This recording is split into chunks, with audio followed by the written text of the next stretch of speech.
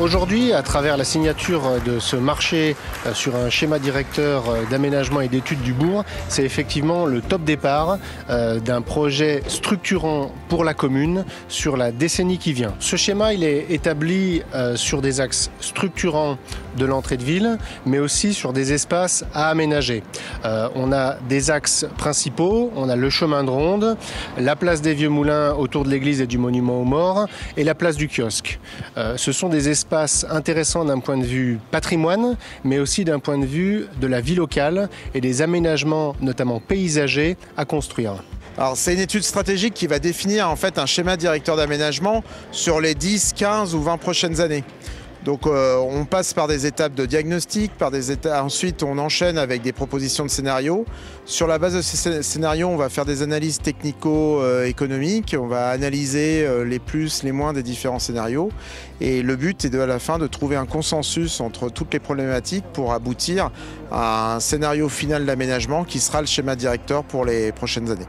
On a visité deux artères un peu stratégiques qui sont proches de la mairie et du centre-ville, mais c'est vraiment à l'échelle de tout le centre-bourg qu'on va travailler. Des espaces partagés pour tous, que ce soit les piétons, les cyclistes, les automobilistes.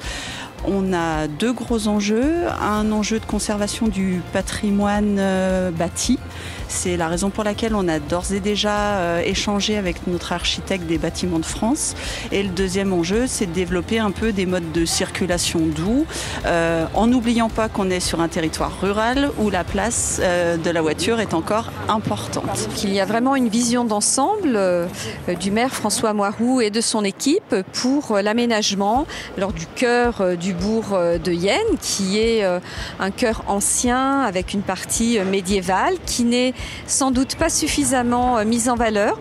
Mais en tout cas, ce qui est bien, c'est cette perspective pour les 10 ans qui viennent. Pour une commune, on ne peut pas faire des travaux au coup par coup en se disant je fais quelque chose ici, puis ailleurs. Il faut vraiment avoir cette vision concertée. C'est la poursuite d'un certain nombre d'actions pour améliorer le cadre de vie de Yenne, cœur du territoire.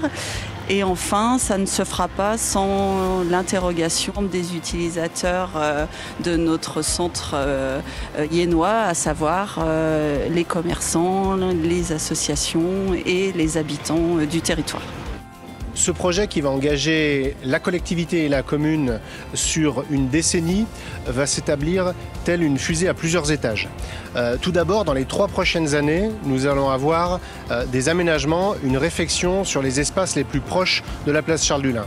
La rue des Prêtres, la rue Antoine-Laurent, la place des Vieux Moulins, et ceci notamment par le fait que le département a conventionné avec la commune sur une enveloppe intitulée Petite Ville de demain en Savoie à hauteur de 250 000 € tout de suite pour ces projets-là.